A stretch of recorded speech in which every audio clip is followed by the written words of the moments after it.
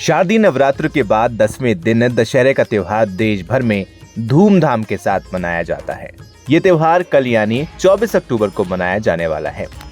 ऐसे में आज हम आपको बताएंगे कि दशहरा क्यों मनाया जाता है और साथ ही साथ ये भी बताएंगे कि क्या दशहरे के दिन सच में रावण मारा गया था। नमस्कार दोस्तों, बोल्ड स्काई में आपका स्वागत है। शारदीय नवरात्र के 9 दिन मां भगवती के व्रत करने के बाद 10वें दिन यानी कि दशहरे पर भगवान राम की पूजा की जाती है और दशहरे का पर्व धूमधाम से मनाया जाता है। हिंदू धर्म में विजयदशमी को बुराई पर अच्छाई की जीत के प्रतीक के तौर पर मनाया जाता है। मान्यता है कि इस दिन भगवान राम ने रावण का वध किया था। तभी से लोग हर साल अश्विन मास के शुक्ल पक्ष की दशमी को दशहरे के रूप में मनाते हैं। आपको बता दें, 14 वर्ष के वनवास के दौरान लंकापति रावण ने जब माता सीता का अपहरण किया तो भगवान राम ने हनुमान जी को माता सीता की खोज करने के लिए भेजा। हनुमान जी को माता सीता का पता लगाने में सफलता मिली और उन्होंने रावण को लाख समझाया कि माता सीता को सम्मान समेत प्रभु श्री राम के पास भेज दें। रावण ने हनुमान जी की एक न मानी और अपनी मृत्यु को निमंत्रण दे डाला। मर्यादा पुरुषोत्तम श्री राम ने जिस दिन रावण का वध किया उस दिन शारदीय नवरात्र की 10वीं तिथि थी।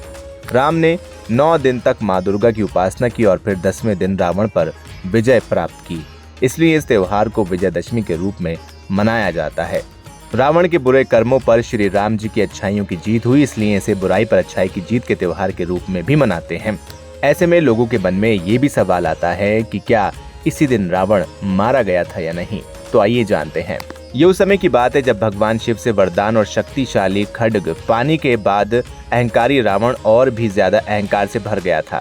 वो पृथ्वी से भ्रमण करता हुआ हिमालय के घने जंगलों में जा पहुंचा। वहां उसने एक रूपवती कन्या को तपस्या में लीन देखा।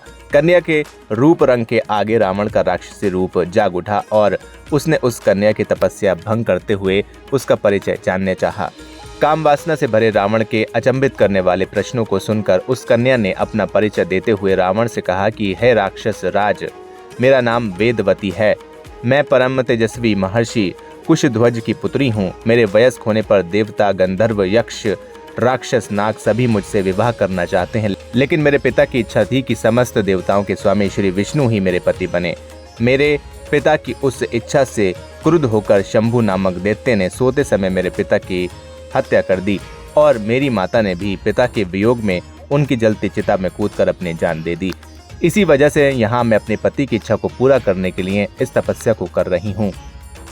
इतना कहने के बाद उस सुंदरी ने रावण को ये भी कह दिया कि मैं अपने तप के बल पर आपकी गलत इच्छा को जान गई हूँ। इतना सुनते ही रावण क्रोध से भर गया और अपने दोनों हाथों से उस कन्या के बाल पकड़कर उसे अपनी ओर खींचने लगा। इससे क्रोधित होकर अपने अपमान की पीड़ा की वजह से उस कन्या ने दशनन को ये श्राप देते हुए अग्नि में समा गई कि मैं तुम्हारे वध के लिए फिर से किसी धर्मात्मा पुरुष की पुत्री के रूप में जन्म लूंगी। महान ग्रंथों में शामिल दुर्लभ रावण संहिता में उल्लेख मिलता है कि दूसरे जन्म में वही तपस्वी कन्या एक सुंदर कमल से उत्पन्न हुई और जिसकी संपूर्ण काया कमल के समान थी। इस जन्म में भी रावण ने फिर से उस कन्या को अपने बल के दम पर प्राप्त करना चाहा। उस कन्या को लेकर वो अपने महल में जा पहुंचा, जहां ज्योतिषियों ने उस कन्या को देखकर रावण को ये कहा कि यदि ये कन्या इस महल में रही तो जरूरी ही आपकी मौत का कारण बनेगी। ये सुनकर रावण ने उसे समुद्र में फेंक दिया। तब वो कन्या पृथ्वी पर पहुंचकर राजा जनक के हल जोते जाने पर उनकी पुत्री बनकर फिर से प्रकट हुई। शास्त्रों के मुताबिक कन्या का यही रूप सीता बनकर रामायण में रावण के वध का कारण बनी। फिलहाल इस वीडियो में इतना ही। अगर आपको ये जानकारी पसंद आई हो तो वीडियो को लाइक करें, शेयर करें और चैनल को सब्सक्राइब करना बिल्कुल ना भूलें।